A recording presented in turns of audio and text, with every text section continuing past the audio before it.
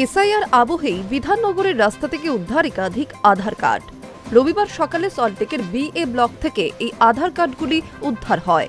খবর পেয়ে ছুটে আসে উত্তর বিধাননগর থানার পুলিশ। কিভাবে এতগুলি আধার কার্ড সেখানে এলো তা নিয়ে ইতিমধ্যেই তদন্ত শুরু করেছে পুলিশ। শুধু তাই নয়, যাদের নামে এই আধার কার্ড তাদের সঙ্গে যোগাযোগও করছে পুলিশ। পুলিশ সূত্রে খবর, আধার কার্ডগুলি ভিন রাজ্যের, কিন্তু সল্টলেকের রাস্তায় কিভাবে এলো তা খতিয়ে দেখা হচ্ছে। প্রত্যেক দিনের মতো রবিবার সকালে বিএ ব্লকে হাঁটতে বের হন স্থানীয় মানুষজন। তারাই প্রথম দেখতে পান যে রাস্তার ধারে একাধিক আধার কার্ড পড়ে রয়েছে। সঙ্গে সঙ্গে উত্তর বিধাননগর থানায় খবর দেওয়া হয়। পুলিশ এসে ঘটনাস্থল থেকে অন্তত 6টি আধার কার্ড উদ্ধার করে।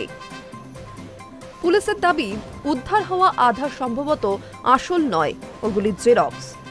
এরপরেই কার্ডে থাকা নাম এবং নম্বর খতিয়ে দেখে সংশ্লিষ্ট ব্যক্তিদের সঙ্গে যোগাযোগ করা হয়। তাদের মধ্যে অনেকেই পুলিশকে জানান একটি সংস্থার মাধ্যমে রাজারহাট এলাকায় কাজে এসেছিলেন, সেই সংস্থায় আধার কার্ড জমা দিয়েছিলেন। তারই প্রতিলিপি হতে পারে। সত্যি কি তাই, নাকি এর পেছনে অন্য কোনো যোগ আছে, তাও খতিয়ে দেখছে উত্তর বিধাননগর থানার পুলিশ। তবে এসআইআর আবহে এতগুলি আধার কার্ড উদ্ধারের ঘটনায় তীব্র চাঞ্চল্যও তৈরি হয়।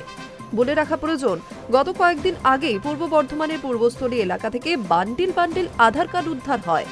এলাকার একটি জলাশয় থেকে ওই আধার কার্ডগুলি উদ্ধার করা হয়।